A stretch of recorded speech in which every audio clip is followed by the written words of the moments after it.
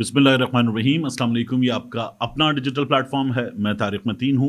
आपसे दरख्वास्त है कि लाइक कीजिए, सब्सक्राइब कीजिए, सपोर्ट कीजिए, शेयर कीजिए, घंटी का बटन दबा दीजिए, कमेंट कीजिए, हमें बताइए कि आपको क्या अच्छा लगा, क्या बुरा लगा, क्या सही लगा, क्या गलत लगा।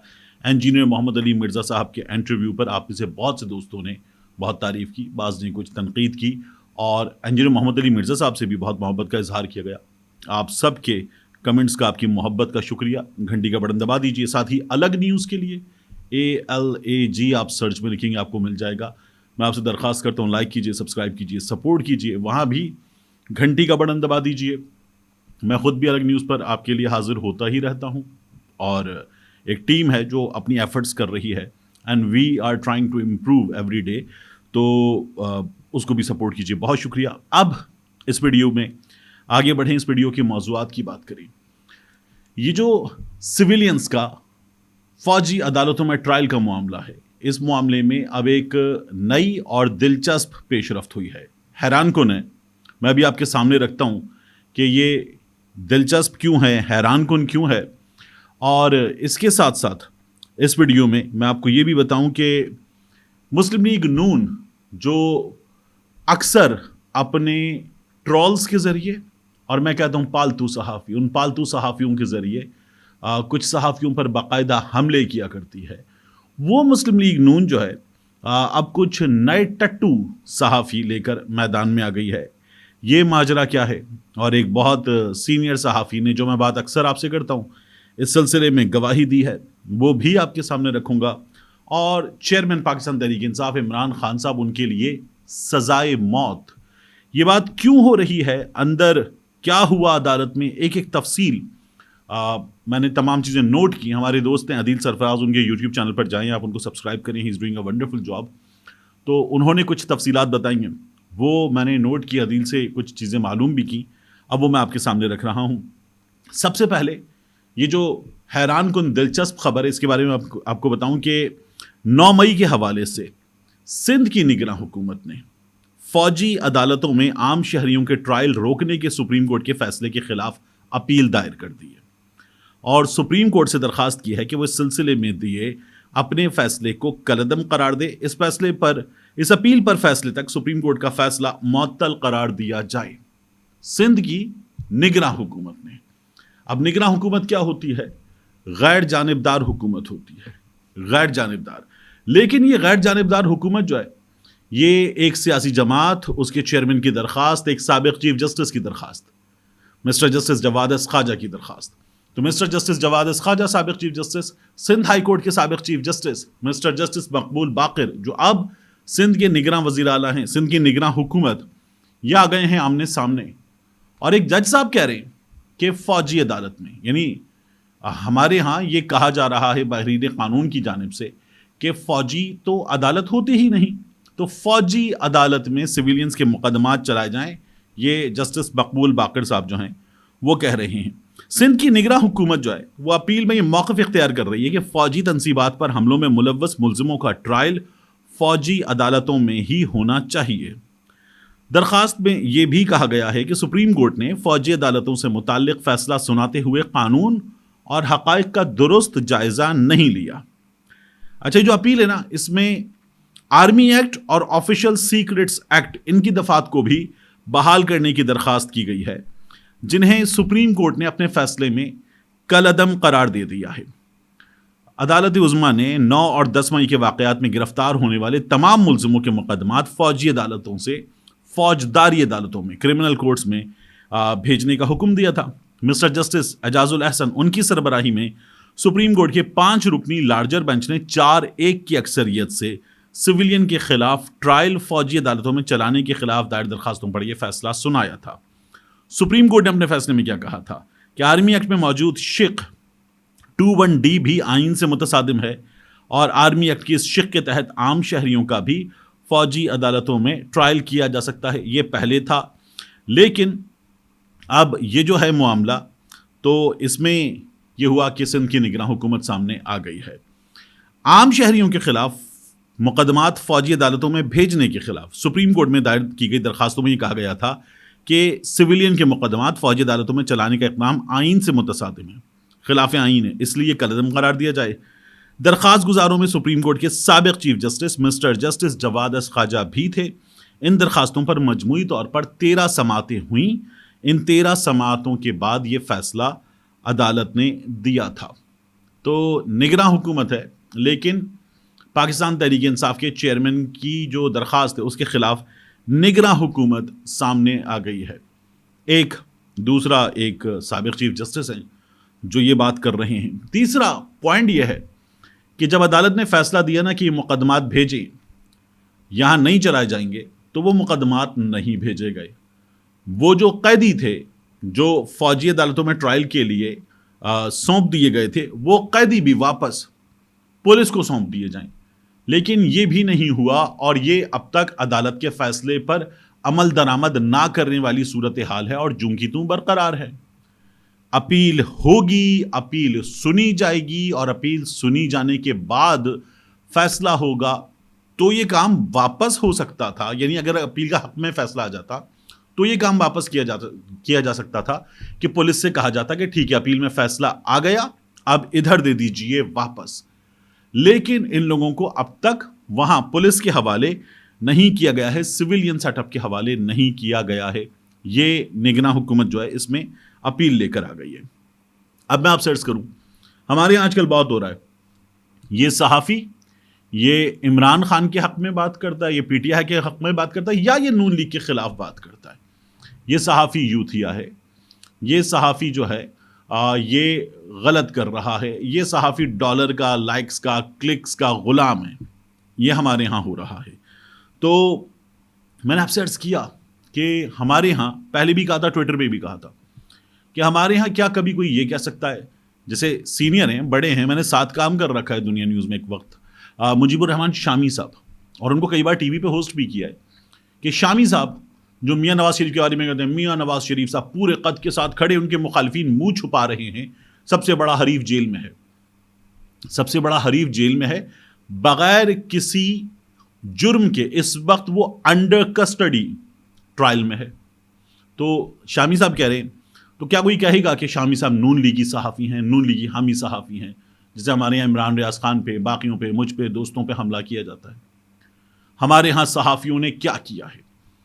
کسی نے پیٹرول پمپ لے لیا، کسی نے پی ایچ اے کی سربراہی لے لی، کسی نے اخبار لے لیا، کسی نے اخبار بیچ دیا، کسی نے سفارتکاری کی ذمہ داری لے لی، کسی نے اپنی بیٹی کو، اپنے بیٹے کو نوکری دلوا دی، داماد کو نوکری دلوا دی۔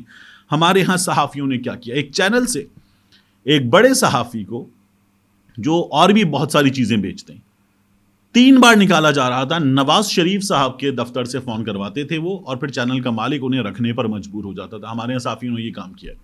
ہمارے یہاں صحافیوں نے پی سی بی کی سربراہی لے لی، نگراں وزارت لے لی، ہمارے ہاں صحافیوں نے وزارت اعلیٰ لے لی، یہ سارے کام، محکمے کی ترجمانی لے لی، ڈی جی پی آر کی نوکری لے لی، اور تو اور ہمارے ہاں صحافیوں نے بوتلیں پکڑی، ٹوکریاں پکڑی، کائنات کی ٹوکریاں، سب کچھ پکڑا، اور اطمینان سے بیٹھے ہوئے ہیں۔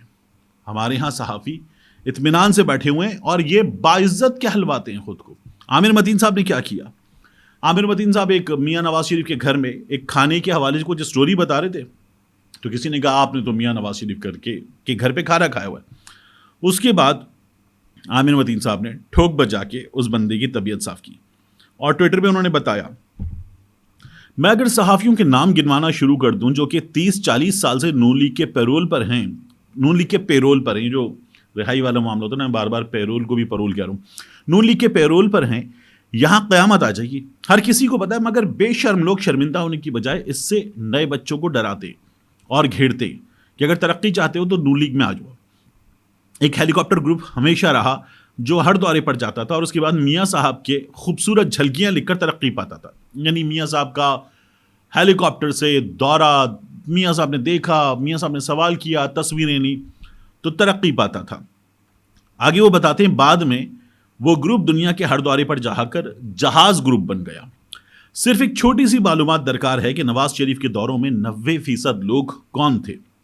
آپ کو وہی لوگ آج میڈیا پر، مختلف چینلز پر، اخبارات میں ان کے حق میں بولتے نظر آئیں گے۔ پھر آگے عامر متین صاحب کہتے ہیں، بے شرم لوگوں کو پرواہ بھی نہیں، کیونکہ اتنا کھا چکے ہیں کہ بول بھی نہیں سکتے. یہ ہے نواز شریف میڈیا ماڈل. یہ جو مریم بی بی کہتی نا دیکھو میں بات کرتی ہوں, میں میر شکیل سے بات کرتی ہوں, میں میاں عامر سے بات کرتی ہوں, دیکھی میری میڈیا مینجمنٹ, میں نے تو ان کی جئی تئی پھیڑ دی. یہ نواز شریف ماڈل ہے. ہر طرف چھایا ہوا ہے. کچھ نئے ٹٹو بھی شامل کیے گئے ہیں جو آپ کو لندن سے لے کر ہر میٹنگ میں نظر آئیں گے. یہ جو نئے ٹٹو ہیں واقعی آپ کو ہر جگہ نظر آتے ہیں. میں ان ٹٹوؤں کو ٹاؤٹ کہتا ہوں. عامر متین صاحب سینئر ہیں, انہوں نے ٹکا کے نشانہ مارا ہے. وہ کہتے ہیں یہ تو ISPR بھی نہیں کر سکا. پلاٹ سے لے کر کھابے اور ہیلی کاپٹر اور بزنس کلاس کی سواری کون سی پارٹی یہ سہولتیں دیتی ہے؟ ترقی کرنی ہے تو نون لیگ میں 40 سال سے جاری پروگرام اور آج بھی اس کے متعلق کوئی نہیں بولتا. یہ اپوزیشن میں ہوتے ہوئے بھی اتنے ہی طاقتور ہیں کیونکہ اتنا کھلا چکے کہ کوئی بول نہیں سکتا, یا اس لالچ میں ہے کہ مستقبل میں کیا ملے گا. اگر ترقی چاہتا ہے تو نواز لیگ میں ورنہ دھکے کھا. یہ ہے نون لیگ کا پیغام.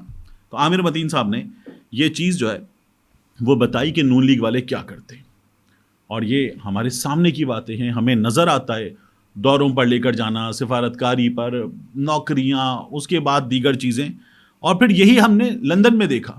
لندن میں تو ہم نے وہ بھی دیکھا کہ جی وہ اندر میکڈونلڈز گیا تھا اور باہر جو بچ کر آ رہا ہے آپ لوگ کھائیں گے, ٹرے زمین پہ رکھ دی اور کچھ صحافیوں نے کھا لیا. یہ سامنے کی, لوگوں کے سامنے کی چیزیں.